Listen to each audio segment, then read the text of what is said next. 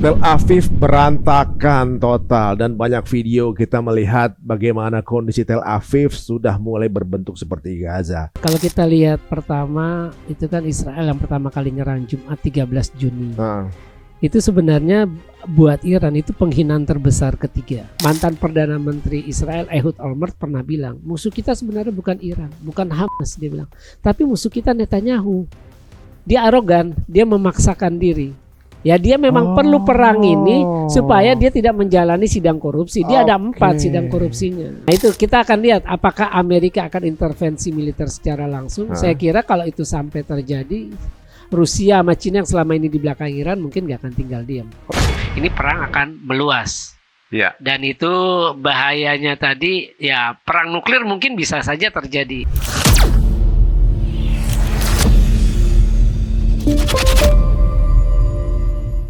Nggak tahu kenapa ya dalam satu berita penyerangan ini baru berasa happy nih sekarang. Jadi kalau kita lihat ya banyak yang kemudian yang merupakan kabar gembira. Mohon maaf teman-teman, kita agak sedikit telat membahas ini karena saya baru pulang. Tapi kita bawa langsung Bang Faisal Assegaf yang beliau juga pengamat politik dari Timur Tengah yang paham mengenai apa yang terjadi sebenarnya di sana. Bagaimana nih Bang? Ini menarik ini. Operation True Promise 3. Gimana tuh Bang? Ya memang benar. Kalau kita lihat pertama itu kan Israel yang pertama kali nyerang Jumat 13 Juni. Itu sebenarnya buat Iran itu penghinaan terbesar ketiga buat Iran. Ada berapa kali dibomin kan? Kan Iran diem aja gitu ya. Jadi yang penghinaan pertama itu ketika pemimpin Hamas itu kan tamu negara. Tamu negara waktu itu jadi tamu negara untuk prosesi pemakaman mendiang Presiden Ibrahim Raisi yang tewas kecelakaan helikopternya jatuh. Nah itu juga tewas dan itu diyakini Mossad pelakunya. Israel artinya kan. Yang kedua sekutu utamanya Iran, Hizbullah, pemimpin tertingginya Hassan Nasrallah tewas 27 September tahun lalu juga. Saya waktu itu ada di sana. Itu kan Iran nggak berbuat apa-apa untuk dua insiden. Padahal ditungguin. Iya. Kalau nggak salah sebelumnya 2020 pernah ada juga. Oh itu namanya kepala program nuklir Iran namanya Muhsin Fakhrizadeh. Iya itu juga tewas. Tewas di situ juga kan? Iya di Teheran. Iya. Jadi sebenarnya gini, kalau kita lihat ya, yang mancing-mancing ini kan Israel jatuhnya. Mancing-mancing untuk cari ribut gitu. Nah sekarang sih sebetulnya udah apa yang menjadi narasi mereka bahwa Israel have a right to defend themselves gitu. Sekarang udah gantian Iran has the right to defend themselves. Kok baru sekarang dia balasnya kenapa itu, Bang? Ya itu tadi di dua penghinaan pertama itu Iran memang nggak membalas. Jadi banyak orang menyayangkan kok nggak dibalas nih. Padahal satu tamu negara di dalam negeri, yang satu sekutu utama dalam melawan Israel, proksinya Iran kan Hizbullah itu. Selain Hamas kan Hizbullah. Nah ini tiba-tiba dalam setengah jam Jumat itu komandan paling senior yaitu Panglima Angkatan Bersenjata Jenderal Muhammad Bagheri tewas dalam setengah jam. Kemudian komandan Garda Revolusi itu Jenderal Hussein Salami juga terbunuh. Jadi ini mau nggak mau ini kan mengganggu kredibilitas dari rezim yang berkuasa, rezim Mullah yang berkuasa sejak 1979. Karena di dua itu kan orang udah mempertanyakan kok penguasa Iran diam aja nih. Sebagian rakyat ketika saya di sana, saya kan pernah liputan juga Mei itu waktu pemakaman Ibrahim Raisi, mereka juga menyayangkan kok nggak ada ini. Emang banyak yang menunggu gitu ya? Iya banyak yang menunggu kok Iran diam aja. Terus Nasrallah tewas juga diam aja. Nah ya ini makanya inilah penghinaan terbesar ketiga langsung ke negaranya sendiri. Nah ini kan banyak langsung yang bilang pimpinan militer. Israel ini ngelakuin ini untuk decoy katanya, untuk pengalihan biar orang nggak mikirin nggak konsentrasi ke Gaza atau nggak konsentrasi. Kan sekarang orang lagi pada bukan hanya Muslim lagi, semua orang apapun agamanya udah bergerak, ada yang lewat laut, ada yang march to Gaza segala macam, kan bikin malu mereka juga sebenarnya. Jadi kayak semacam pengalihan gitu tadinya. Dan kemudian coba-coba cari gara-gara, nggak tahu dibalas gitu. Karena dipikir Iran nggak ngebalas. Nah, ini gimana ceritanya? Nah saya lanjutin dulu ya. Kenapa Iran wajib membalas? Ya pertama itu tadi dia harus menjaga kredibilitas. Penguasa harus menjaga kredibilitasnya karena di dua peristiwa sebelumnya diam kan, nggak balas. Nah ini kan bakal ragu nanti masyarakat, lah kok diam Ya. aja negara kita bobol sama Mossad dari dalam, sabotase, kemudian Panglima Angkatan Bersenjata tewas, Komandan Garda Revolusi terbunuh, kan mau nggak mau emang harus balas. Itu satu, kenapa Iran harus balas. Yang kedua, untuk menjaga harga diri bangsa Iran. Yang diserang kan bukan penguasa Iran doang, bukan rezim mullah yang berkuasa, tapi bangsa Iran. Ya. Kan Iran kan terakhir berperang itu kan 1980 sampai 1988 lawan Irak. Iran. Nah, yang ketiga, apa yang dilakukan Iran dengan membalasnya sangat menyakitkan buat Israel. Haifa terbakar, Tel Aviv porak-poranda, pangkalan militer 3 kena. Terus yang terakhir hari ini itu kabarnya markas Mossad sama markas unit 8200 intelijennya militer Israel. Itu kena markasnya.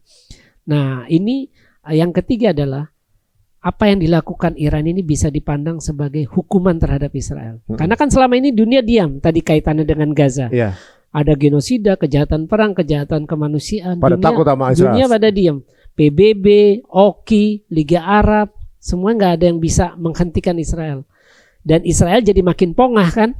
Dia makin sombong, makin pongah. Suka-suka dia mau nyerang siapa aja. Nah ini apa yang dilakukan Iran bisa dipandang sebagai Iran mengambil peran dari Dewan Keamanan PBB untuk memberikan pelajaran, memberikan sanksi terhadap Israel. Dan ya tadi seperti Pak Ari Untung bilang, Israel juga nggak nyangka nih ternyata Iran bisa balasnya begitu menyakitkan. Nah inilah yang saya sebut dari awal. Iran ini sebenarnya udah menang dalam perang ini. Dari awal. Kenapa udah menang?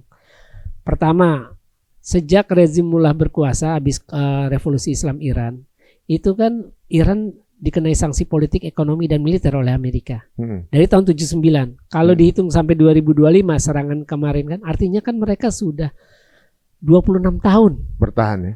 Bertahan. Ternyata mereka bisa membuat persenjataan yang menakutkan juga. Walaupun dalam keadaan sanksi. Iya, walaupun di keadaan di blokade ekonomi, politik, militer. Itu kan sebuah kemenangan, itu satu. Yang kedua secara militer, Iran berperangnya sendiri. Kalau Israel kan keroyokan, kalau orang keroyokan namanya pengecut, takut kalah kan. Israel udah dibantu sama Amerika, tiap tahun dia dapat 3,8 miliar bantuan ekonomi dan militer. Nah sebelum serangan kemarin, Amerika mengirimkan 300 roket Hellfire. Roket Hellfire ini roket yang untuk membunuh target-target penting. Jadi dia nggak menimbulkan ledakan hebat tapi langsung ke istilah sasaran. Berarti sebenarnya mereka bisa mempresisi siapa yang ditarget kan? Iya. Berarti kalau carpet bombing di Gaza itu sebenarnya emang kepengenan ngabisin orang kan sebenarnya kan? Iya. Kalau dia kepengen nyari Hamas, dia tahu lu kasih di mana, pasti dia harusnya seperti itu. Ternyata kan itu yang nggak bisa terjadi seperti itu. Ya itu tadi. Melawan Hamas yang sekedar milisi aja, Israel sampai sekarang nggak bisa menang. Apalagi ini lawan kepalanya. Kalau dibilang guritanya Iran itu kan ada Hizbullah, ada Hamas, ada Jihad Islam, terus ada Al-Husayun di Yaman. Itu kan guritanya, tentakelnya dari gurita yang namanya Iran, proksinya Iran. Nah sekarang lawan kepala proksinya, berat. Dan ini udah kelihatan kan, ketika sejak awal Oktober 2023 masyarakat Israel ketakutan. Karena ternyata Hamas bisa nyerang, Hizbullah bisa nyerang ke pusat-pusat kota. Nah ini sekarang apalagi Iran yang lebih canggih senjatanya kan, peluru kendalinya hipersonik. Fatah 1. 11 menit berangkat dari Iran nyampe. Iya itu jaraknya padahal 1000-an kilo itu kan. Iya, tapi uniknya di sini bahwa perang ini kayak masing-masing pembuktian. Jadi kalau dipancing nggak balas. Berarti seolah emang Iran sebenarnya nggak punya persenjataan atau nggak berani satu gitu kan. Di sisi lain mereka ini kan katanya lagi ngetes Iron Dome yang versi baru katanya yang namanya Arrow 3 yang bisa menangkal serangan-serangan rudal. Tapi ternyata tembus. Iya. Nah, jadi kan sekarang sebenarnya ketika kemudian tembus, mata dunia malah ngelihat kayak pembuktian bahwa ternyata Israel segitu doang ya. Nah benar. Nggak semenakutkan itu gitu. Iya. Mungkin banyak yang jadi melek gitu. Iya. Ya memang benar. Ya itu makanya kita lihat ketika serangan Iran kan ada tuh video yang beredar di Libanon lagi di klub malam di festival musik atau resto ya kan main musik sambil niup saksofon, pemandangannya peluru kendali yang Iran yang ditembakin ke arah Israel. Di Libanon tuh kan ada, terus rakyat Gaza girang. Jadi memang ini yaitu tadi yang saya sebut yang poin ketiga, ini bisa dipandang sebagai hukuman. Ini sedikit banyak memberi keadilan terhadap bangsa Palestina. Yang selama ini nggak ada yang bisa ngasih keadilan. Kalau rekonstruksi, ngasih bantuan darurat semua bisa. Tapi bagaimana menghukum Israel secara militer, ya inilah Biar nggak peran sombong. Iran. Biar nggak ponga, nggak sombong. Iran kan sampai mengibarkan bendera merah, itu artinya apa? Ya artinya mereka marah banget. Kalau bendera merah. Dan harus balas. Iya itu biasanya. Rakyatnya gimana itu? Rakyatnya mendukung kok. Saya ya? telepon beberapa teman di Isfahan, terus di Teheran yang saya karena udah 3 kali ke Iran kan, jadi ada teman di sana. Ya mereka setuju, harus dibalas perang ini. Harga diri. Harga diri ya. Harga diri, iya. Tapi guys, ternyata beredar juga edaran di dalam Israel sendiri ya. Kalau nggak salah, Bang Faisal ngasih info kalau nggak boleh mempublish kerusakan atau korban-korban. Yang dipublish hanya sedikit, seolah-olah korban cuma 20-an gitu kan. Itu memang kampanyenya mereka, pencitraannya begitu? Memang harus begitu. Kenapa harus begitu? Karena sejak perang Gaza timbul aja 2023, itu udah banyak orang Israel yang balik lagi ke negara asal. Karena kan mereka imigran kan.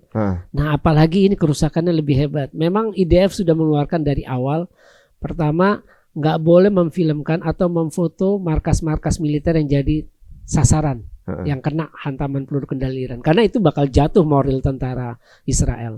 Di Gaza aja mereka udah jatuh karena nggak bisa menang-menang, nggak bisa bebasin tawanan.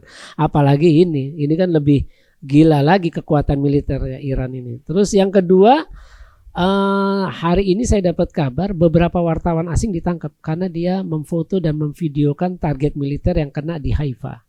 Saking pencitraannya begitu. Iya, makanya ya maaf ya, segelintir orang kan sampai bilang ini paling sandiwara perang Iran ini, Iran Israel. Gimana mau disebut sandiwara? Pertama nih, untuk mengembangkan, meneliti sampai memproduksi massal peluru kendali itu kan biaya jutaan dolar. Masa sandiwara orang nembakin biaya jutaan dolar? Jet tempur, afturnya mahal, terus peluru kendalinya satunya mahal. Nggak ada namanya pejabatnya jadi korban, masa sandiwara sampai ngorbanin nyawa gitu kan. Ya itulah, makanya kan ada yang sebagian ada segelintir aja. orang ada aja yang bilang katanya gitulah satu grup, gitulah sekelompok, itulah selalu segelintir gitu. Nah, dan sekarang kalau kita lihat ya, ini suatu kehancuran yang akhirnya Tel Aviv merasakan itu.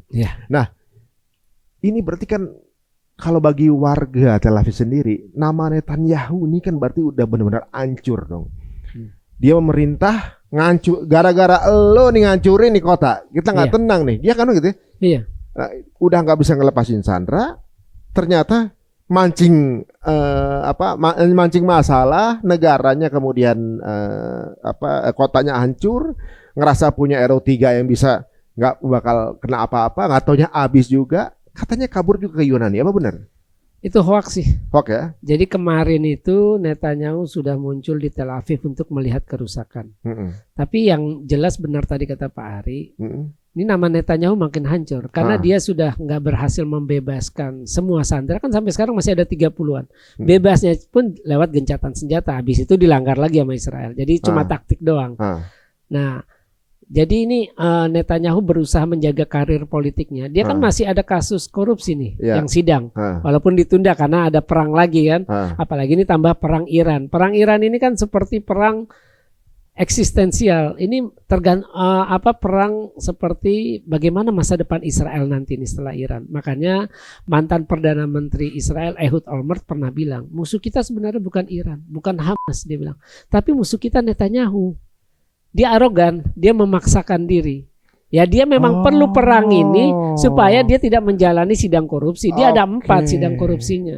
Jadi dia butuh perang ini untuk menjaga karir kekuasaannya. Supaya tetap jadi presiden. Jadi Perdana Menteri. Jadi Perdana Menteri. Iya itu. Jadi kalau perang udah selesai dia harus jalanin sidang korupsinya. Karena kan kita tahu kan kemarin waktu perang Gaza kan yang demo di Tel Aviv seratusan ribu lebih. Ribuan tiap hari. Nuntut perang dihentikan biar warga Israel masih disandera bisa dibebaskan. Jadi dia nggak punya alasan lagi untuk itu gitu ya, karena walaupun belum menang gitu, tapi kan nggak ada lagi perangnya gitu. Jadi dia nggak ada alasan untuk absen dari proses pengadilan kasus korupsinya. Jadi dipikir Iran diisengin lagi nggak bakal balas lagi karena takut. Dipikir begitu. Iya, karena 2 kali tadi yang seperti saya bilang 2 penghinaan itu kan Iran diam aja. Ternyata untuk yang ini Iran nggak mungkin dia harus melawan. Apa sebenarnya pesan politisnya Netanyahu dengan menghabisi profil-profil di Iran itu? Apa sih dia punya pesan apa? Emang mencari gara-gara? Kalau saya melihat begini, Netanyahu ingin mengulang keberhasilan dia terhadap Hizbullah. Itu kan rantai komando militernya tewas tuh semua. Panglimanya Fuad Syukur, kemudian diganti panglima si Ibrahim Akil, September. Tewas juga. Iya, itu kan tewas. Terakhir kan puncaknya 27 September, saya masih ada di sana itu Nasrallah. Jadi kelihatannya Netanyahu mau mengulang itu. Seolah bisa nih kalau yang sekarang. Iran bisa nih. Nah, kan artinya kan terakhir dia ngomong itu dalam pidatonya hanya tewasnya Khamenei yang bisa menghentikan perang. Artinya kan sekarang padahal harus tewasnya dia gitu. Sebenarnya kalau mau selesai nih dunia itu, mestinya dia yang selesai itu. Semestinya dia yang turun. Mestinya dia yang tewas. Dia cari gara-gara dari semua masalah. Ya memang benar ya. Oke. Nah, kalau sekarang akhirnya di luar perhitungan Iran membalas, ya kan gitu. Ada satu yang menarik ya, bahwa ternyata Iran meluncurkan satu misil balistik dan juga misil yang punya gelombang besar, drone Shahid 136. Ini gimana ceritanya? Ya, jadi Iran itu kita lihat kan dalam 2 hari terakhir.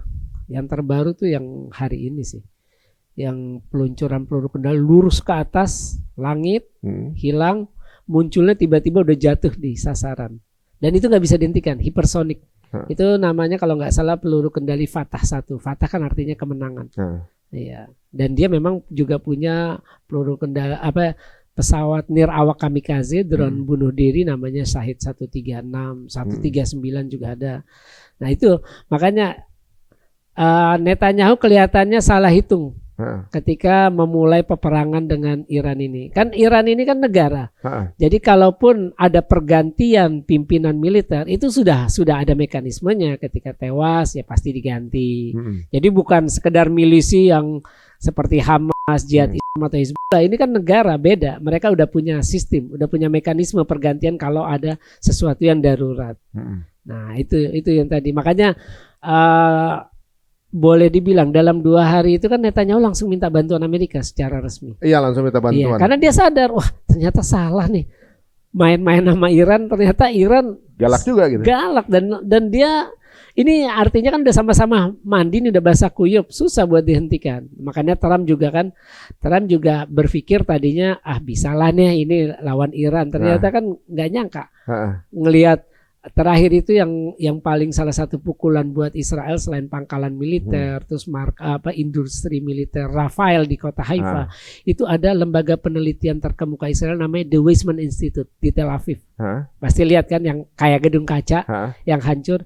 Itu adalah lembaga penelitian terkemuka yang berkontribusi terhadap pengembangan industri pertahanan militer Israel, pembuatan peluru kendali, pembuatan drone, sistem pertahanan udara. Iron Dome? Iya termasuk itu. Jadi mereka yang memasok istilahnya teorinya lah, bahan bakunya. Bahan baku artinya kan lembaga penelitian kan bagaimana membuat persenjataan yang bisa begini atau yang canggih yang ini. Itu kan dari penelitian dulu. Nah inilah pusat penelitiannya. Itu udah hancur? Itu udah hancur. Jadi yang hancur kan kalau nggak salah tuh ya kantor kedutaan Amerika hancur. Enggak, itu bukan hancur.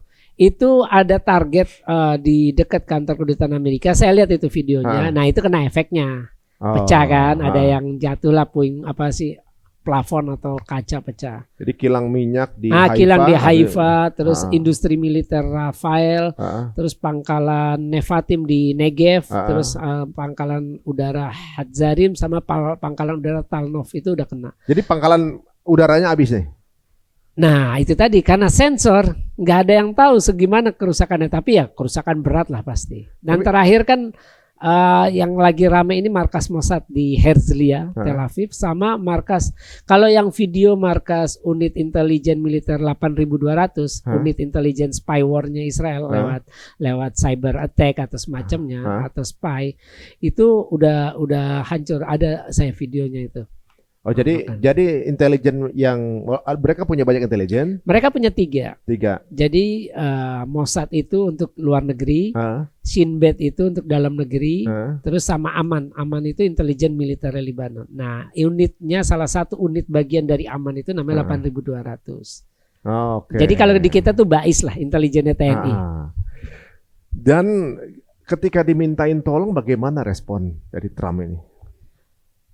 Trump kan kita lihat ngamuk ya, dia di X kan dia bilang bahwa hentikan perang segera, Iran tidak boleh memiliki senjata nuklir. Pokoknya dia pakai huruf besar semua. Terakhir kan kosongkan Teheran kan, itu kan itu dia. Nah itu kita akan lihat apakah Amerika akan intervensi militer secara langsung. Saya kira kalau itu sampai terjadi, Rusia sama Cina yang selama ini di belakang Iran mungkin nggak akan tinggal diam. Kalau nggak salah yang udah statement Pakistan. Pakistan memang menterinya udah dari awal bilang kan kita ikut bantu. Nah Rusia, nah ini yang harus kita lihat. Tapi kalau misalkan Amerika sampai memang benar-benar intervensi militer, ini perang akan meluas. Ya. Dan itu bahayanya tadi ya, perang nuklir mungkin bisa saja terjadi, bisa aja. Nah itu tinggal bagaimana. Cuma kalau misalkan kita membayangkan Amerika invasi seperti ke Afgan atau ke Irak, itu tidak mungkin. Dia udah belajar 2 kali kalah di Afgan, kalah di Irak kan, walaupun invasi akhirnya mundur juga, nggak kuat ngelawan orang asli Akamsi gitu. Tapi kayaknya nggak akan mudah karena yang pasti Cina atau Rusia itu ngelihat kalau Amerika mau bantu, berarti boleh dong kita bantu Iran kan gitu kan? Dipikir gitu. Karena kalau mereka semana-mana gini, setelah nextnya mereka yang akan jadi target kan. Nah ini Amerika masih berhitung. Amerika pasti berhitung juga tuh. Kalau misalnya dia ngebantu, kan sekarang yang membantu Israel cuma tinggal Amerika. Eropa udah mulai mikir. Ya kan maksudnya untuk ngebantunya dia juga ngelihat bahwa gua secara pemerintahan pribadi gua kalau bantu Israel, gua nggak akan dipilih lagi sama rakyat kan seperti gitu. Sekarang udah mulai mereka menarik diri untuk ngebantu kan. Kalau ngebantu Amerika jadi sendirian sebenarnya. Dan kan harus ngelawan Rusia, Cina, Pakistan. Yang kalau kita lihat ini nggak kaleng-kaleng nih tiga-tiganya, gede-gede semua nih. Iya, semuanya punya kekuatan nuklir itu 3. Nah, bicara nuklir sendiri nih Bang, saya ngelihat bahwa di setiap kan ada beberapa negara yang punya nuklir kan, Korea Utara, Pakistan, Iran, India, Amerika, Israel, gitu kan? Rusia, Prancis, Inggris, Cina. 9 negara. Iya. Nah, tapi sebenarnya sampai sekarang belum ada satu negara pun yang pakai nuklir itu untuk perang. Udah, Amerika jangan lupa waktu ngebom Hiroshima sama Nagasaki. Itu Agustus 1945. Itu masih bom atom. Iya. Masih bom atom, belum sampai skala mungkin pengembangan jadi nuklir sekarang, tapi itu masih bom atom dan itu memang impactnya sebesar itu sih gitu. Tapi kalau dari teknologi memang mungkin bisa terjadi kerusakan yang lebih besar sih akan jadi. Nah tapi ini seperti saya ngeliatnya seperti semacam cyber antar bangsa, masing-masing punya tombol. Kalau ada satu yang make, semua akan habis. Iya. Nah, ini gimana nih Bang? Kalau misalnya perang nuklir terjadi, misalnya Amerika nyerang nih, New York habis juga. Iya. Dia mikir juga nih, kalau dia nyerang Iran, dia harus siap-siap nih New York diserang sama Rusia, sama Cina, sama Pakistan. Berani nggak dia gitu kan? Iya. Nah, mau nggak mau kan untuk nyerang Timur Tengah, Amerika kan butuh pangkalan militer. Iya. Nah, negara mana itu dipakai? Apakah Arab Saudi? Nah, ini bingung juga nih. Karena Arab Saudi sekarang berpihak sama Iran. Sebenarnya gini, kalau kita berbicara kenapa Iran itu selalu dituduh mengembangkan senjata nuklir, itu sebenarnya sekedar alasan Amerika. Seperti ketika ingin menumbangkan Saddam. Ya. Saddam punya senjata pemusnah massal, kata George Bush, kata Tony Blair. Ternyata akhirnya bohong. Kebukti kan bohong. Dan mereka nggak ada yang dikenai tanggung jawab nih, yang bohong nih, udah nginvasi negara orang, bikin jutaan orang tewas, Irak hancur, terus ngambil minyaknya nggak taunya. Ngambil minyaknya juga. Nah iya itu makanya. Memang negara itu perampok banget sih Bang. Nah itu artinya begini, tuduhan yang dilakukan terhadap Iran ini kan seperti standar ganda. Iran udah ngasih kesempatan IAEA, Badan Tenaga Atom Internasional, boleh datang inspeksi fasilitas nuklir kita. Artinya kan Iran terbuka. Dia artinya kan kalau dia ngasih kesempatan orang untuk datang ngecek benar nggak bikin senjata nuklir enggak, artinya kan dia jujur. Kan Iran bilang kita nggak ingin bikin senjata nuklir, kita bikin program nuklir kita untuk kepentingan sipil, yaitu untuk energi dan kesehatan. Tapi Amerika tidak pernah menekan Israel untuk mengizinkan IAEA ngecek program nuklirnya. Kan Israel nggak pernah mengumumkan dia punya nuklir, tapi semua orang tahu dia punya nuklir. Karena saya pernah wawancara salah satu pembocor nuklir Israel pada tahun 2004, itu namanya Mordechai Vanunu. Dia baru keluar dari penjara 18 tahun karena dia bocorin program rahasia nuklirnya Israel ke koran The Sunday Times Inggris, London. Nah, keluar itu saya wawancara dan ya itu tadi. Dia bilang 2004 saja Israel sudah punya 200 bom nuklir. Tapi kan selalu dilindungi Amerika. Nah, jadi tuduhan nuklir terhadap Iran ini itu kan dimulai 2002. Itu sebagai alasan bagaimana untuk menumbangkan rezim anti-Israel yang ada di Iran. Saddam kan juga anti-Israel, anti-Barat. Dia juga mendukung kalau perjuangan Palestina. Nah, Iran juga sama. Jadi, kenapa Iran dituding sedang mengemas senjata nuklir? Ini sebagai alasan bagaimana untuk menjustifikasi untuk menumbangkan rezim mulai yang berkuasa sejak 1979. Kalau Iran nggak anti-Israel mungkin nggak akan dirusak, nggak akan diganggu lah. Kan semua yang diganggu kan itu Gaddafi, anti-Israel. Kalau dibilang wah ini adalah kan ketika revolusi Arab itu kan 2010-2011 sampai ke Suriah. Kenapa yang kena orang-orang yang rezim-rezim yang tanda kutip yang disebut diktator yang anti-Israel? Suriah, Assad anti-Israel. Sedangkan negara-negara kerajaan Mesir juga tuh. Mesir, Husni Mubarak. Bukan, yang setelahnya. Oh ini Mursi. Nah iya kan Mursi pengen dieksekusi. Iya dieksekusi. Dia pengen batalin perjanjian Camp David. Itu kan semua yang anti-Israel yang dikejar. Sedangkan yang nggak anti-Israel walaupun dia diktator, nature-nya kerajaan, namanya kerajaan kan diktator. Kalau Mesir sekarang anti-Israel nggak? Enggak lah, karena kan presidennya orang militer si Abdul Fattah Sisi. Dia mempertahankan perjanjian Camp David. Sedangkan Mursi dari Al Ikhwan pengen batalin itu. Makanya kenapa dia dijatuhin. Mumpung ke situ Bang. Berarti kemarin waktu ada Global March to Gaza yang nggak boleh dilanjutin ke Israel. Berarti memang agendanya begitu atau enggak? Ya rezim-rezim yang punya hubungan diplomatik dengan Israel ini kan mereka tuh punya apa sih istilahnya keistimewaan. Kayak Mesir itu dapat bantuan militer dan ekonomi tiap tahun 1,4 miliar dolar dari Amerika karena punya hubungan diplomatik. Yordania 1,7 miliar dolar dari Amerika. Nah sama sekarang rezim baru di Suriah ini kan udah bukan anti Israel. Dia mencoba dia nggak mau ngulang kesalahan Assad yang pro Iran kan yang anti Israel. Dia sekarang rezim Asyara yang baru ini ya dia harus pro ke Amerika, nggak boleh bermusuhan sama Israel. Kalau memang dia mau bertahan, kan itu yang kenyataan yang terjadi seperti itu. Jadi kalau sekarang kalau kita lihat misalnya membebaskan Palestina juga kan harus ada dua pintu nih, Yordania dan Mesir. Sama Suriah, dataran tinggi Golan. Suriah juga nempel juga ya? Bisa nempel. Nempel juga. Nah, kemudian kalau di tiga-tiganya ini pro Israel berarti belum bisa bebas. Ya, belum bisa. Makanya narasi yang kemarin berkembang ketika HTS menang, ini kan Islam akhirnya jatuh ke tangan umat Islam. Itu narasi yang ngawur. Saya di sana, saya kan ngobrol mahasiswa Indonesia yang udah tahunan tinggal di sana. Selama ada Assad, majelis pengajian tetap ada, pesantrennya Syekh Ahmad Afyuni, Adnan Afyuni ada. Terus kampus-kampus Islam seperti Universitas Abu Nur, Universitas Fatah itu tetap berjalan, nggak ada yang dilarang. Artinya kan narasi ngawur. Terus narasi ngawur kedua apa? Ajan untuk pertama kali berkumandang di Masjid Umayyah. Lah kata mahasiswa di sana dulu juga ajan ada tetap 5 kali. Ya itu narasi ngawur, narasi. Terus ketiga narasi sebentar lagi pembebasan Al-Aqsa. Lagi mana mau pembebasan Al-Aqsa, sekarang aja dia mau berteman sama Amerika, butuh Amerika supaya dicabut sanksi, butuh biar bantuan ekonomi masuk, kan nggak mungkin bermusuhan Amerika. Ya, kalau bermusuhan Amerika ya nggak, kalau bermusuhan dengan Israel artinya bermusuhan dengan Amerika kan, bermusuhan dengan Amerika artinya bermusuhan dengan Israel, itu kan setali 3 uang.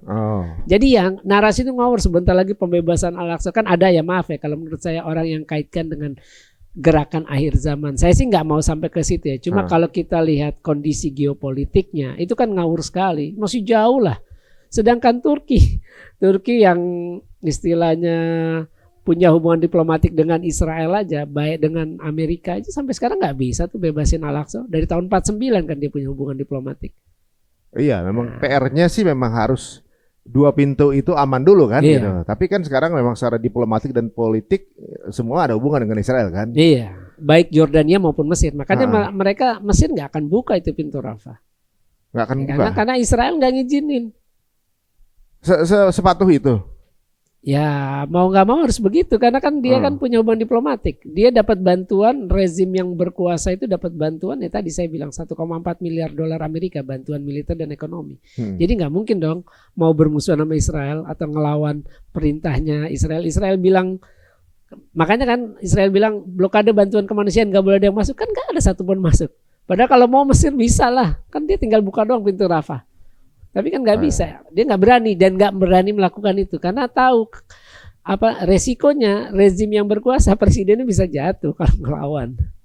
Nah, Itu. teman-teman ini agak kejawab ya, apa yang terjadi yang lagi viral juga nih. Selain serangan Iran juga viral terjadi bahwa belum lama ini beberapa teman kita juga nggak bisa mungkin ke ikutan di Global March dan Global March-nya pun nggak bisa masuk juga gitu kan. Iya.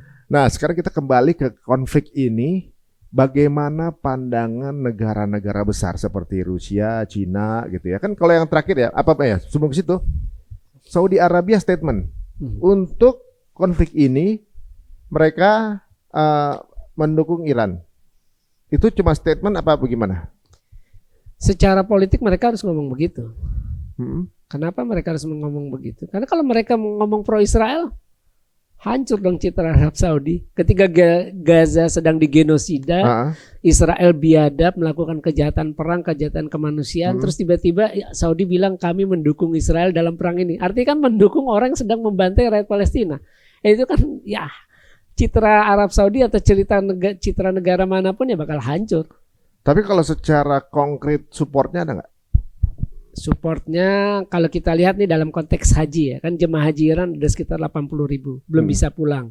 Itu putra mahkota Arab Saudi sekaligus Perdana Menteri Pangeran Muhammad bin Salman sudah menyatakan kita akan menerima dan melayani dengan baik mereka sampai ada penerbangan kembali, sampai situasi di Iran. Oh, sekarang penerbangan di jalur itu lagi tutup semua. Jadi kalau mau ke Iran itu kan saya kalau panjang mungkin insya Allah ke Iran. Kalau panjang ya perangnya.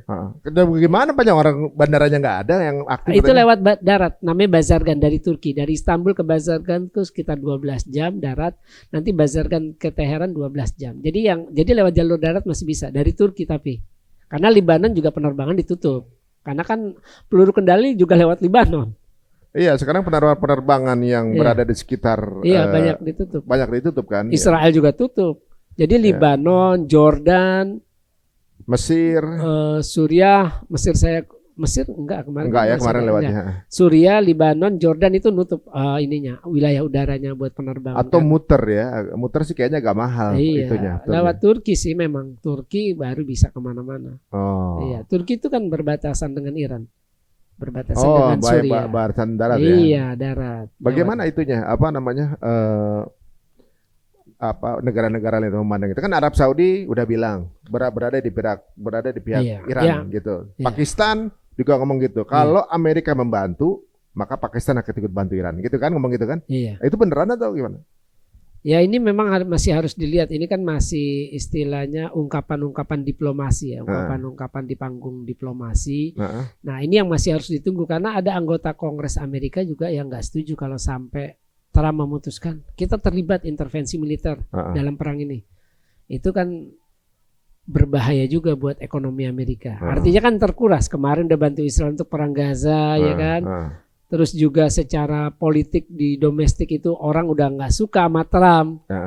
Kan kemarin kasus imigran kan rame chaos tuh di LA. Nah sekarang tiba-tiba mau melibatkan Amerika untuk perang. Artinya begini, bagi warga Amerika sekarang yang waras, mereka pasti tidak akan setuju negaranya berperang untuk negara lain. Kan bukan untuk negaranya. Iya. Amerika berperang untuk negara orang lain, untuk Israel. Kan aneh. Harusnya kan dia berperang untuk negaranya. Iya, mempertahankan diri. Mempertahankan negaranya, bukan mempertahankan negara orang lain. Kan gitu logikanya. Gara-gara dia ikut bantu negara lain, jangan-jangan kotanya dibom. Nah iya. Kan cari gara-gara tuh. Iya, kan Iran udah ngancam. Ngancamnya kan pangkalan Amerika itu ada 28 di Timur Tengah. Paling banyak di Arab Teluk. Paling besar di Timur Tengah di Qatar, namanya Al-Udaid. Nah, Iran udah ngancam kalau Amerika intervensi, kita serang itu semua. pangkalan militer. Artinya kan ya bakal terancam kepentingan Amerika.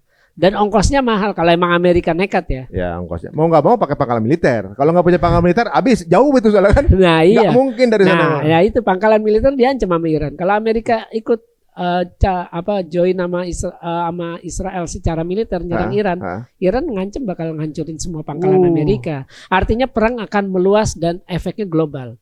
Global dalam arti pertama pasti harga minyak naik. Udah pas. Udah naik Emas katanya. aja udah naik ya. Udah naik. Emas udah naik. Emas udah naik. Nah iya makanya belum lagi masalah kita punya kita kan banyak warga kita di sana, mahasiswa, orang yang kerja, staf diplomatik, keluarganya, otomatis kan perlu evakuasi.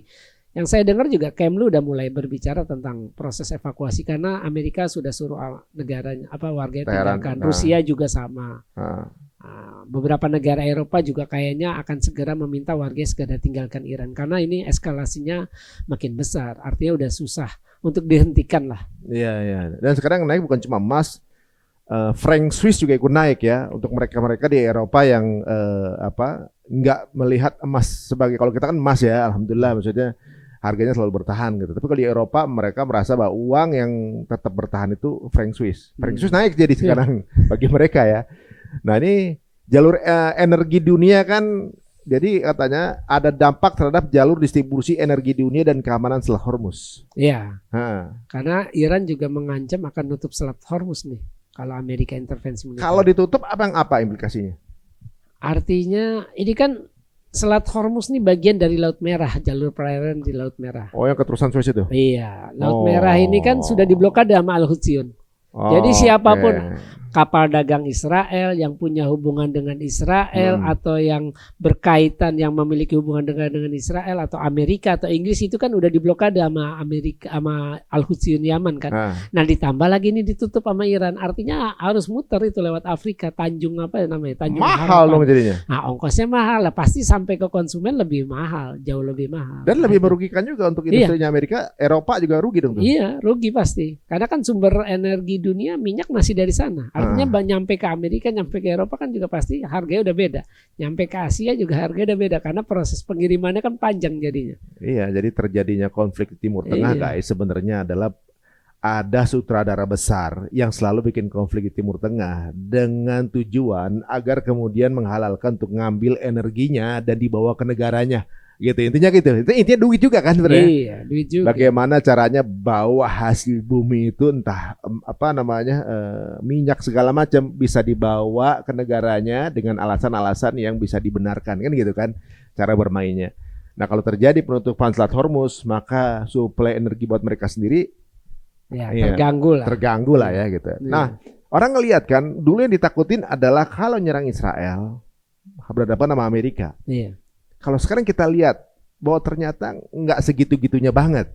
Israel ternyata bisa diserang dan kalau sekarang juga Amerika juga masih berhitung untuk bantu karena risikonya jauh lebih besar kan. Jadi kalau orang negara lain mulai ngelihat, oh ternyata nggak semengerikan itulah gini kerjasamanya mereka berdua. Ini akan ada impactnya nggak nih ke secara politik ke negara yang lain? Kan dulu seolah-olah kayak mereka berdua ini udah preman di situ kan? Iya. Polisi dunia lah. Polisi dunia ini gimana? Apa ada impactnya nggak ke negara-negara lain? Yang jelas Israel akan berpikir ulang kalau misalkan nanti nih ada masa akhirnya selesai perang Iran-Israel, ya nanti ya Israel akan berpikir ulang untuk menyerang Iran kembali. Nah artinya begini, kalau rezim mullah ini selamat nih artinya dari perang ini, mereka bertahan, nggak ganti rezim kan artinya balik lagi bisa demokratis yang lebih moderat ke barat, ya kan? Ya itu Israel bakal jadi makin pongah. Tapi kalau rezim mullah ini bisa bertahan dalam perang ini, mereka nggak hancur, nggak tumbang, nggak ganti rezim di Iran, ya Israel yang akan istilahnya dia nggak akan bisa semena-mena lagi. Artinya udah teruji dalam perang ini. Iran ini kan bukan baru perang tadi. Israel belum pernah melakukan perang terlama yang seperti dilakukan Iran. Kan mereka baru perang lama. Mereka kan pernah mengalami perang Arab Israel 1948, 1967, perang 6 hari Juni 19, terus perang Yom Kippur 73. Nah, iya. Itu waktunya nggak sampai setahun. Mereka baru perang lama ini perang Gaza 7 Oktober 2023 sampai sekarang. Sedangkan Iran pernah perang 1980 sampai 1988. 8 tahun perang dengan Iya. Irak. Sama-sama produsen minyak. Endurance-nya udah kebukti. terjaga. Nah, udah kebukti. Jadi Iya. jadi ini Israel coba lawan negara yang memang sudah terbukti. Benar. Mereka tahan lama dalam berperang, juga punya kekuatan yang mereka udah lihat sendiri ya. Hasilnya Tel Aviv porak-poranda, Haifa berantakan, belum pangkalan militernya. Nah. Jadi ya itu tadi, kalau misalkan rezim mula bisa bertahan, artinya Iran memang sudah menang dari awal, dan Israel akan berpikir ulang untuk bermusuhan atau sampai melancarkan serangan militer. Bagaimana lagi cara ke Iran. supaya Israel tuh nggak bisa pakai mikir lagi? Emang udah nggak ada aja gitu misalnya kan? Jadi nggak usah pakai mikir, emang nggak ada gitu. Berharap bahwa Ya, saya berharap juga perang berlangsung lama, ya, karena kan ini sebenarnya tekanan buat Israel tuh lebih besar daripada Iran. Iran sudah lama mengalami tekanan ekonomi, politik, dan militer kan karena sanksi Amerika. Sedangkan Israel kan baru mengalami ini sejak perang Gaza. Mereka itu pengeluaran itu saya lupa, bisa 1,6 triliun sehari untuk perang di Gaza doang. Nah. Gaza itu kan dekat. Aslinya biaya aftur jet tempurnya lebih murah ketimbang 1.000 kiloan Benar. ke Iran. Itu Darat kan lagi ya kan? Iya, darat juga bisa. Tank, ya kan? Udah gitu nggak ada musuhnya lagi. Nah, nggak ada dari atas ngebomin nggak ada yang lawan kan? Nggak gitu ada kan? lawan. Nah, iya itu maksud saya. Sedangkan ini kan lebih mahal ongkosnya. Ongkos secara militer, ongkos secara ekonomi, belum lagi tekanan di dalam negeri yang udah stres karena perang Gaza. Sekarang tambah lagi lebih stres. Kan daya hancur Hamas perang dari 2023 nggak segitu-gitu amat kan? Ngelihat Tel Aviv. Tapi habis ya. mereka. Iya. Secara ekonomi kan? Iya, tapi habis. Nah, ini sekarang Iran lebih ngabisin lagi porak-poranda. Nah, itu makanya. Jadi kalau perang semakin lama, Israel yang akan nyerah. Terbukti ini udah kelihatan. Baru 2 hari aja minta bantuan Amerika. Tapi sekarang kalau nggak salah dalam berita tuh Netanyahu mulai ngomporin rakyat Iran untuk mengkudeta pemimpinnya. Iya. Bagaimana ceritanya itu? Ya memang di Iran itu ada beberapa kelompok oposisi. Itu ada namanya MEK kalau nggak salah. Itu MEK daerah, ada 3 provinsi, Sistan, Balukistan, Khuzestan, satu lagi saya lupa. Itu memang mereka gerakan separatis. Itu satu. Terus kontra dengan rezim petahana. Ya, bukan rezim mullah ini, rezim Islam ini yang berkuasa di Iran. Terus yang kedua ada namanya Ahwaz. Itu etnis Arab yang tinggal di Iran. Nah, itu mereka juga kontra. Mereka tuh oposan karena merasa mereka itu didiskriminasi. Ya malum lah, Arab kan minoritas, Persia yang dominan kan di Iran. Nah, ini yang coba diangkat-angkat oleh ini, maupun anak-anak mudanya. Anak-anak muda Iran yang makanya kemarin kan kasus Mahsa Amini yang jilbab itu kan. Itu kan rame itu kan Barat juga ngomporin. Nah, ini Netanyahu mencoba itu. Tapi kalau saya melihatnya sih, kita lihat di Mashhad orang keluar, di Teheran orang keluar, di Qom orang keheran.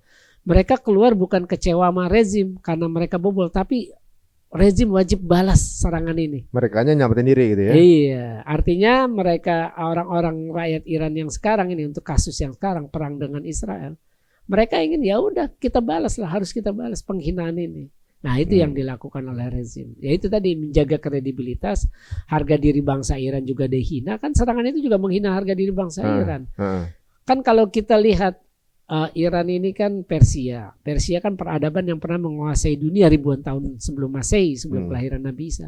Israel kan negara baru kemarin sore tahun 48 munculnya. Amerika 1776. Kan artinya ada pride. Masa kita negara yang udah pernah menguasai, bangsa yang pernah menguasai dunia kalah sama negara kemarin sore. Kan gitu. Pride sebuah bangsa ini yang mereka jaga, mereka bela.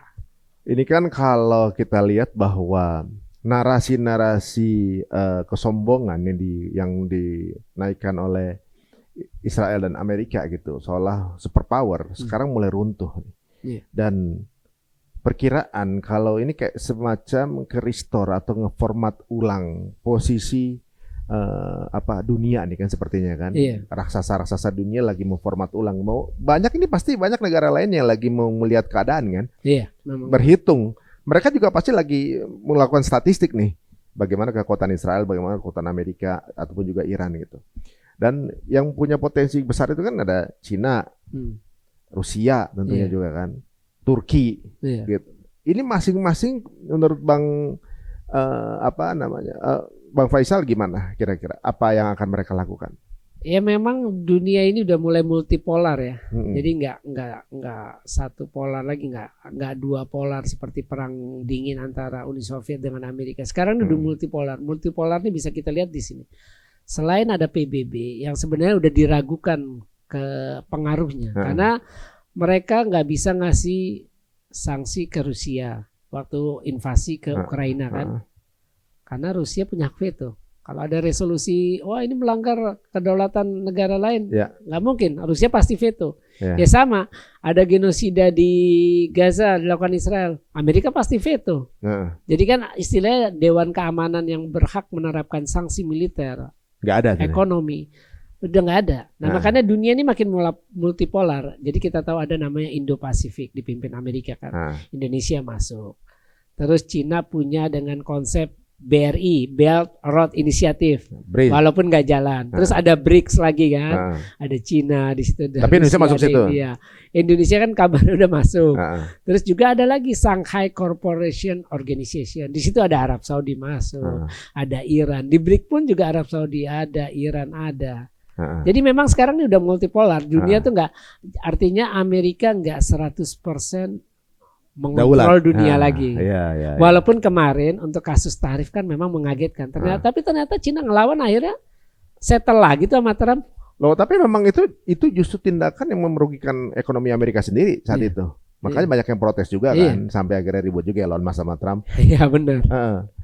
Nah kalau sekarang nih posisinya nggak bagus buat Israel sebenarnya. Kalau dilihat mata dunia juga nggak bagus secara pencitraan juga nggak bagus, dan Amerika juga kayaknya seperti itu ya. Iya, memang benar. Amerika tuh udah banyak kontroversinya yang dilakukan Trump yang soal undang-undang imigrasi, terus juga Trump memulangkan mahasiswa-mahasiswa yang anti Israel, yang pro Palestina. Terus sekarang visa itu wajib dilihat medsosnya, orang yang mau dikasih visa. Ini orang pernah ngunggah postingan anti Israel apa enggak di Instagramnya lah, di X-nya lah, atau di Facebooknya, itu kan wajib sekarang. Salah satu persyaratan visa harus dicek semua riwayat medsosnya. Jadi kan itu istilahnya citra Amerika sebagai tanda kutip selalu mengklaim bapak demokrasi, contohnya berdemokrasi, ternyata sekarang kebebasan berpendapat udah hilang di Amerika. Terus juga masyarakat yang sudah gerah ketika perang Gaza, akhirnya kan kampus banyak demo, genosida ini. Nah, kalau misalkan Amerika ikut lagi di perang Iran-Israel, langsung demo bakal makin besar. Jadi kudeta yang bisa jadi nanti akan rame di Kongres bagaimana untuk memberhentikan Trump karena ya makin merusak, ya membahayakan buat negara Amerika itu sendiri. Ini saya dapat info katanya intelijen Iran udah mengetahui program nuklirnya Israel. Ya, memang benar. Jadi ini ceritanya begini. Beberapa hari sebelum, kalau nggak salah hari Minggu atau Sabtu saya lupa, itu Kementerian Pertahanan Iran atau Kementerian Intelijen mengumumkan kita berhasil memperoleh program rahasia dan fasilitas rahasia nuklirnya Israel. Itu kan banyak juga, mereka juga melakukan operasi intelijen di dalam Israel. Makanya banyak peristiwa penangkapan. 2 minggu sebelum pengumuman itu, ada 2 warga Israel yang ditangkap dengan tuduhan menjadi informannya Israel. Jadi mereka tuh biasanya disuruh motret rumah-rumah pejabat, terus tempat Iron Dome di mana, terus fasilitas militer di mana. Jadi ada polanya lah cara ngerekrutnya, seperti itu. Nah, keluar surat perintah penyerangan itu hari Seninnya. Netanyahu mengeluarkan itu setelah membahas situasi ini. Artinya mereka mau preemptif nih. Wah, Iran udah ngumumin nih. Mereka dapat dokumen rahasia kita kan. Walaupun belum ketahuan dokumen yang semacam apa ya. Ada atau enggak gini. Ini kan kayak main kartu ya. Adanya sih udah ada, udah dibuktiin. Jadi Iran udah rilis sebagian kecil, yaitu tentang bagaimana Direktur IAEA itu ternyata mereka berkoordinasi dengan Israel. Jadi agenda IAEA melakukan inspeksi itu sekaligus menjalankan agenda Israel. Jadi Israel juga pengen tahu apa sih ini kerjaan Iran. Nah, lewat IAEA itu sendiri. Jadi IAEA juga melapor. Begitu, itu salah satu bocoran dari apa istilahnya dokumen rahasianya Israel itu sendiri yang berhasil diperoleh Iran itu udah di-share, udah diumumin ke publik. Jadi sebenarnya secara politis ini nggak ada satu badan yang benar-benar jujur, nggak berpihak ya. Ya benar. Pasti semuanya ada berpihak, condong Berpihak. kemana ya. Iya. Oh, ini berarti kalau sekarang berarti udah mulai mentah ini sebenarnya. Badan dunia, pihak-pihak dunia yang kemudian dijadikan apa namanya kesepakatan bersama ini udah mulai nggak dianggap lagi dong berarti. Ya PBB memang udah nggak dianggap lama sama Israel. Mereka merebut Yerusalem, padahal sesuai resolusi partisi 1947 Yerusalem di bawah hukum internasional. Terus mereka mendirikan permukiman Yahudi di tepi barat wilayah Palestina, padahal sesuai hukum internasional itu melanggar hukum internasional. Artinya kan udah nggak dianggap PBB. Terus Israel bisa melakukan genosida. Ya kan, kejahatan perang, menginvasi negara lain, melancarkan agresi, melanggar kedaulatan, itu kan semua melanggar piagam PBB. Nah makanya PBB ini boleh dibilang sebenarnya udah gagal. Makanya pernah pada langsung demokrasi berarti udah gagal tuh. Iya dong, demokrasi dunia udah gagal karena PBB dianggap sebagai mukanya demokrasi.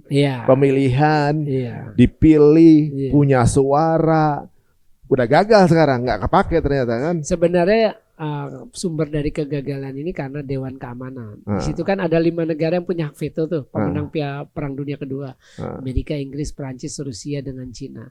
Nah, 2005 Sekjen PBB Kofi Annan dari Ghana, orang Afrika tuh. Itu dia ngusulin bagaimana merestrukturisasi ini, ubah nih hak veto, tapi kan gak ada yang mau.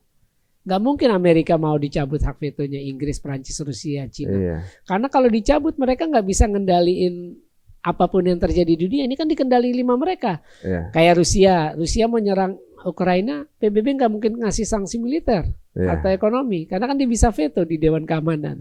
Nah itu tadi, Amerika juga sama. Israel mau ngapain aja, tinggal pakai hak vetonya. Iya itu ya, Inggris ya, Perancis sama. Ya itulah makanya mereka 5 negara ini nggak mau ada restrukturisasi.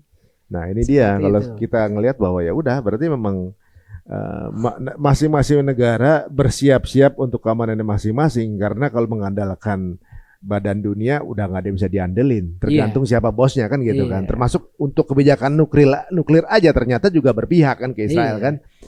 Dan, artinya hukum internasional yang berlaku sebenarnya hukum rimba, bukan berdasarkan hukum internasional yang kelihatannya hukum sosial konsennya seolah-olah demokrasi adil, katanya nggak adil juga.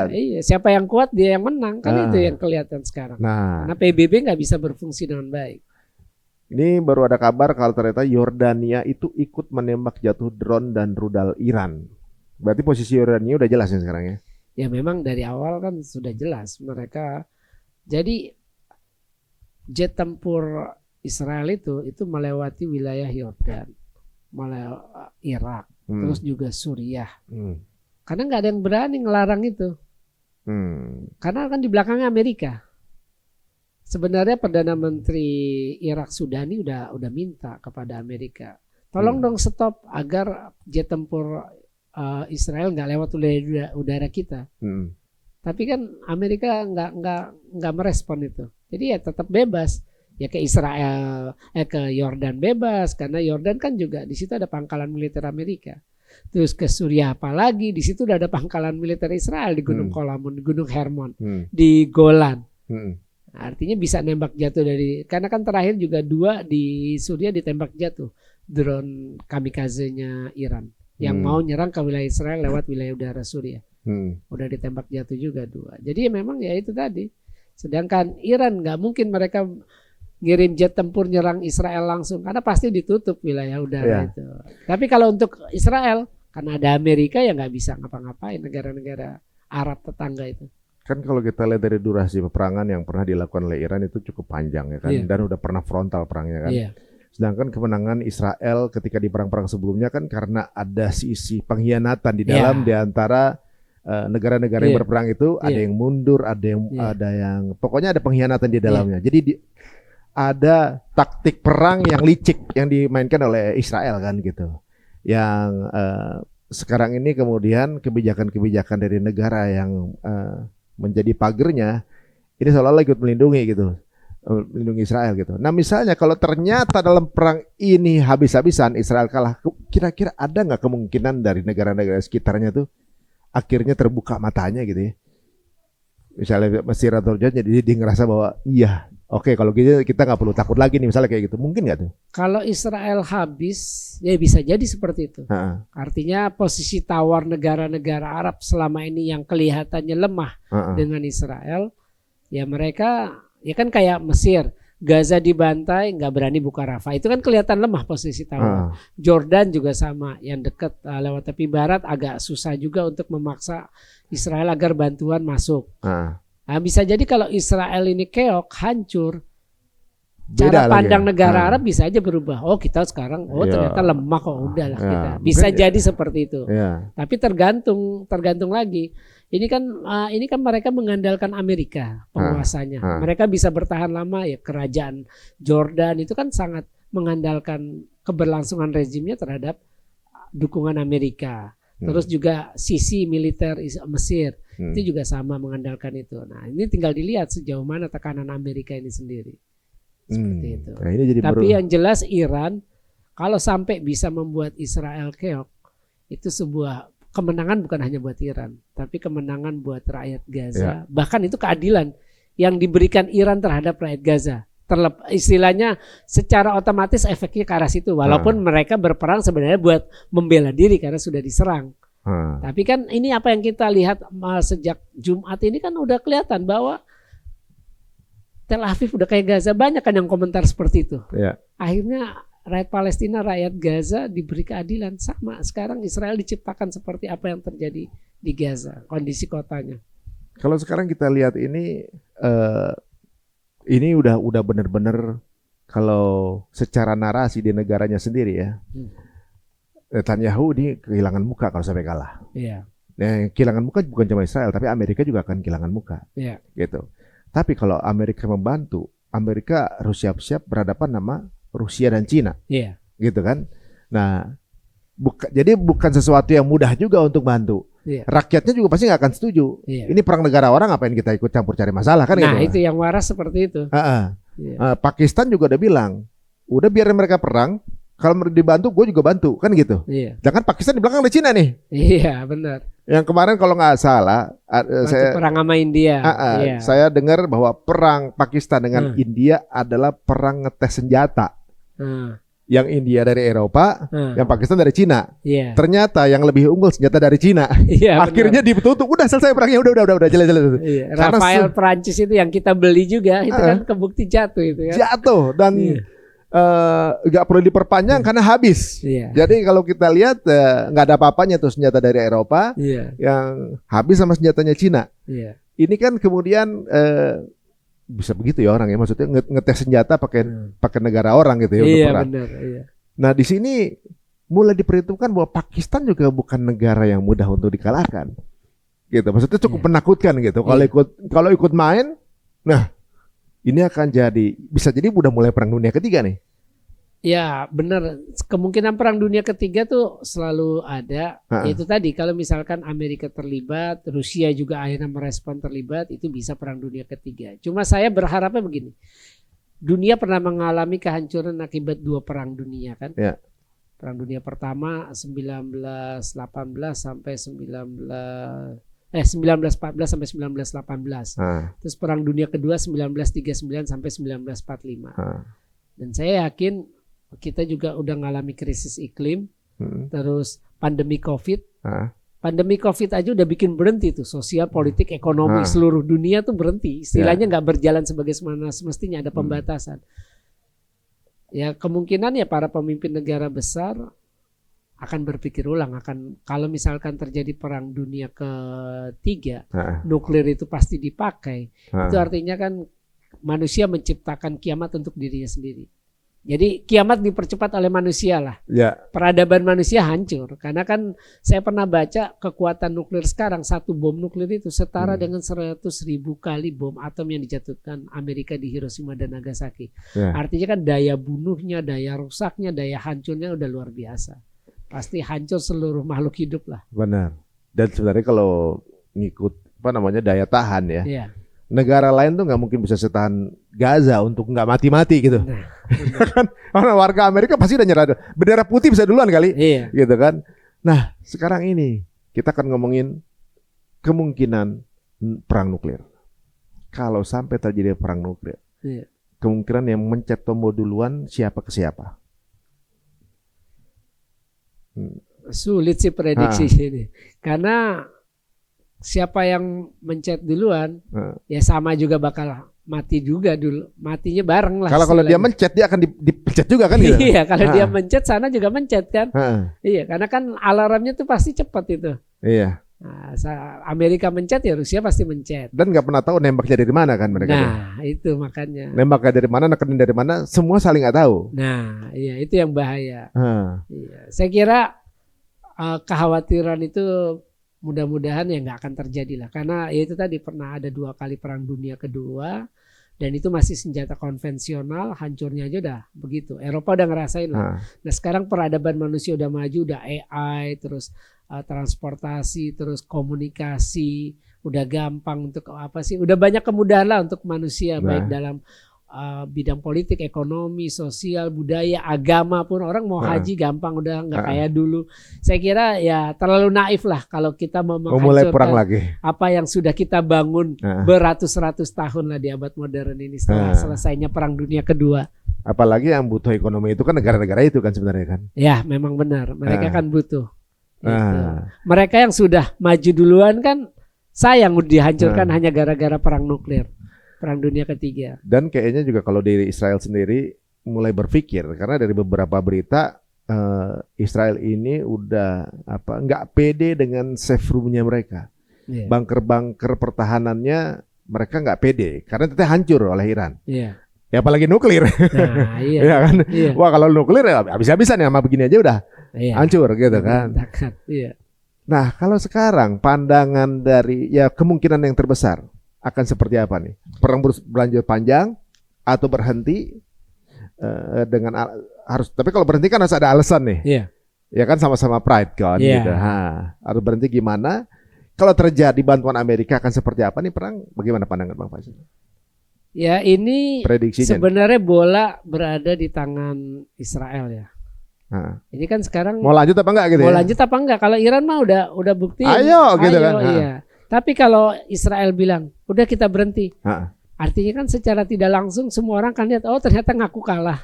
Kan mengaku kalah karena dia mulai duluan kan. Dia mulai pongah, terus mengklaim wah ini segala macam. Ternyata akhirnya minta berhenti. Baru 2 hari aja udah minta bantuan. Jadi Iran ini akan terus merespon. Dia baru berhenti kalau memang Israel berhenti. Seperti itu kemungkinan ya.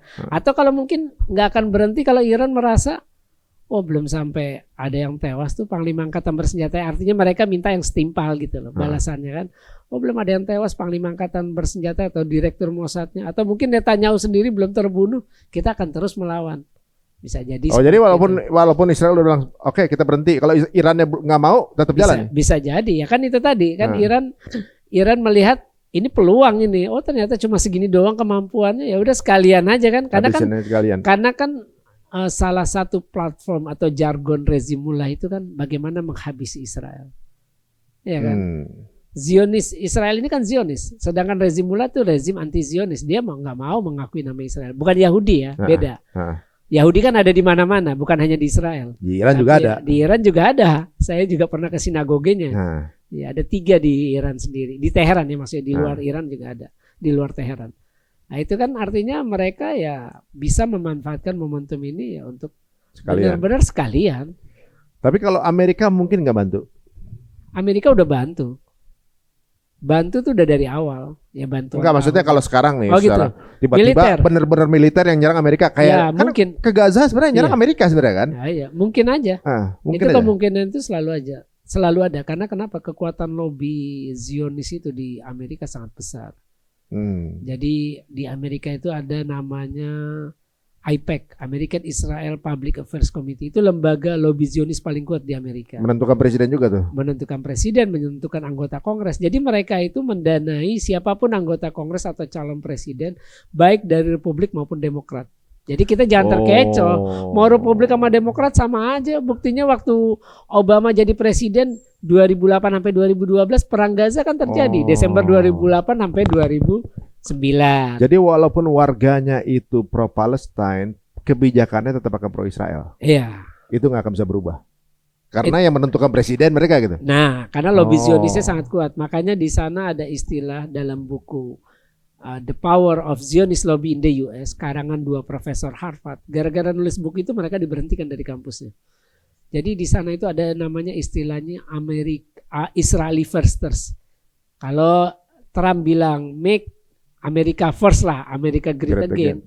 Ya untuk di lobby Zionis make Israel great.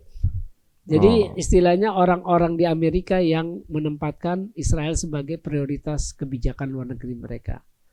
Itu namanya Israeli Firsters, baik itu elit politik, terus jenderal, terus konglomerat, terus konglomerat media ataupun pengusaha, pebisnis, itu semua ada yang sangat pro Israel. Yaitu tadi sebutannya itu Israeli Firsters di Amerika. Lobby Zionis itu sangat kuat. Mereka main Tapi di media, warga kali udah mulai paham kayaknya. Ya warga-warga ya kalau untuk konglomerat masih lah. Tapi kalau warga biasa ya paham. Maksudnya paham kalau ternyata ada keberpihakan. Paham. So, udah paham kan? Paham, mereka paham dari awal. Ya buktinya ini sekarang mahasiswa yang kemarin demo pro Palestina kan dikeluarin semua tuh. Yang asing-asing kan dideportasi. Ya tapi kan mereka warga paham dong. Kalau misalnya ada kemungkinan Amerika ngebantu, paham juga dong warga. Paham juga, iya pasti itu. Kemungkinan itu pasti selalu ada. Cuma ya tinggal dilihat, pasti Trump akan berhitung untung ruginya. Kalau lihat Israel yang sudah porak-poranda Tel Aviv, pangkalan militer kena, terus markas intelijen militernya juga kena, terus pembangkit listrik, terus Weizmann Institute, kayaknya Trump mungkin ya kalau masih waras dia akan memilih bagaimana ini menyelesaikannya.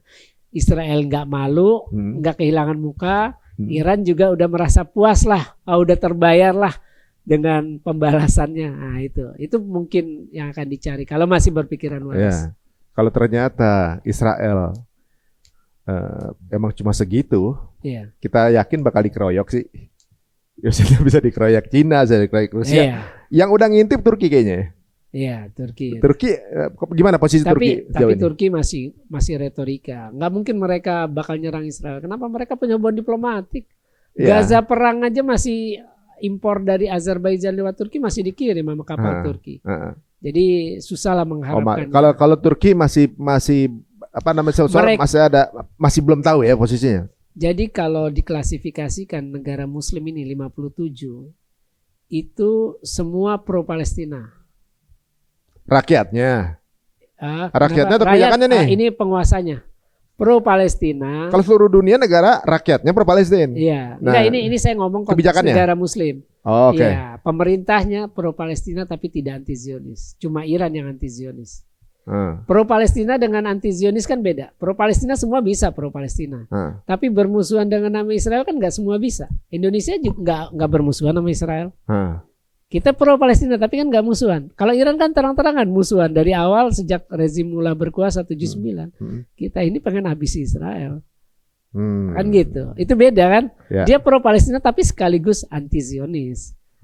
Kalau yang lain Arab Saudi ya pro Palestina tapi nggak anti Zionis. Main aman lah ya. Nah itu maksud saya. Sekarang pertanyaannya gini, misalnya terjadi perang dunia, misalnya. Kalau sekarang ya teman-teman, kalau kita lihat nih posisinya Israel perang dengan Palestina. Perang juga dengan Yaman, perang juga dengan Lebanon. Dan sekarang lagi perang besar sama Iran, gitu kan? Iran lagi serang juga sama Israel, gitu. Nah, di sisi lain Ukraina masih perang dengan Rusia. Di sisi lain India dengan Pakistan lagi perang. Ini perang udah banyak nih. Posisinya udah banyak perang nih. Bagaimana kalau misal sampai terjadi perang nih, bagaimana nasib? Saya nggak mau menyebut satu negara. Misalnya untuk negara-negara yang main aman, negara non-blok gitu kan. Kebanyakan negara non-blok itu tingkat kemampuan militernya minim. Yang kalau diserang gampang banget gitu kan. Itu gimana nasibnya nanti? Yang pertama ya kalau terjadi perang besar ya perang dunia pasti semua negara itu mencari selamat sendirilah. Selain mereka beraliansi yang memang aliansi sudah ada. NATO udah ada. Terus juga Rusia, Cina, Iran, India, Pakistan itu kan juga mereka udah masing-masing udah punya aliansi.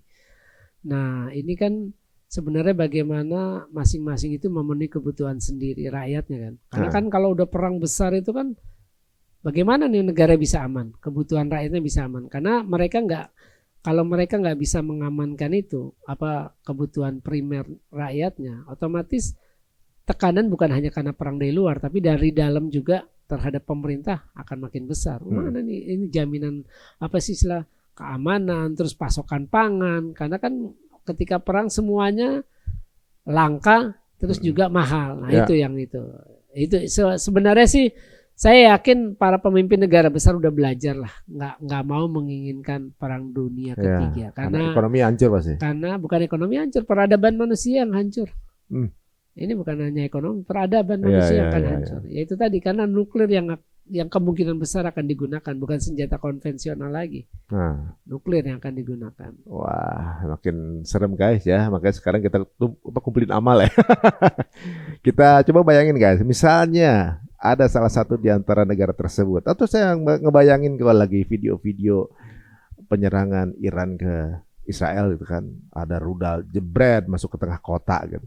Kalau misalnya kita ngelihat video Gaza, mereka tembakin ke kota itu kan memang udah memang daerah yang dizolimi. Ini kan ceritanya sebuah kota maju, tiba-tiba ada rudal masuk jebret. Iya. Kalau Indonesia yang diserang, kita mampu nggak?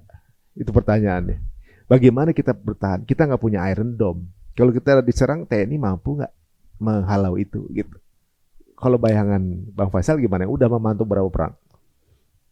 Ya sebenarnya Indonesia untuk perang setelah perang kemerdekaan kan belum teruji lagi berperang kan Belum. dengan negara lain. Nah tinggal bagaimana sebenarnya itu tadi balik lagi sih. Sebuah bangsa itu bisa bertahan dalam menghadapi ancaman dari luar. Nah, Itu kalau dia punya pride. ya. Pride itu kan berasal dari pengalaman sejarah. Ah. Apa sih sejarah bangsa Indonesia yang membuat kita harus bangga menjadi bangsa Indonesia? Ya. Itu yang harus dikuatkan, narasi itu yang harus dikuatkan. Makanya kan ada sejarah bahwa kita dulu Majapahit pernah menguasai Nusantara. Itu kan sebuah kebanggaan. Iya. Sama ketika bangsa Persia pernah menguasai dunia ribuan tahun lalu. Iya. Sama dengan bangsa Yahudi bilang dulu Solomon, Sulaiman kan, ya nabi sekaligus raja yang besar pernah berkuasa kan. Dulu, orang paling kaya Nabi Sulaiman kan di dunia diterusin oleh Daud, kalau versinya Ibrani kan David kan. David. Nah iya. Mereka mengembalikan itu kan. Iya, jadi itu pride itu kan berasal dari pengalaman sejarah bangsa masing-masing. Nah, kayak ini, Turki punya Osmani gitu ya. Nah, itu. Jadi sebenarnya yang perlu sekarang itu dipelihara, dipupuk untuk generasi mendatang pride sebagai bangsa. Karena itu yang membuat kita bisa bertahan menghadapi ancaman global ataupun dari luar. Itu dia guys. Jadi memang kita bisa belajar dari pengalaman negara lain ya. Iya. Semestinya negara kita juga mungkin bisa belajar gitu kan. Bahwa perang ini pasti merugikan banyak pihak, udah pasti. Dan kalau terjadi di Indonesia, kita mulai berpikir apakah kita mampu untuk menahan hal-hal seperti itu. Apalagi ini yang berperang adalah negara-negara yang siap, gitu. Nah, kita sendiri bisa ngelihat bahwa ternyata penjajahan terhadap Palestina itu hanya penjajahan fisik, bahwa ternyata penjajahan politik itu terjadi di negara-negara sekitaran Israel, benar nggak? Iya.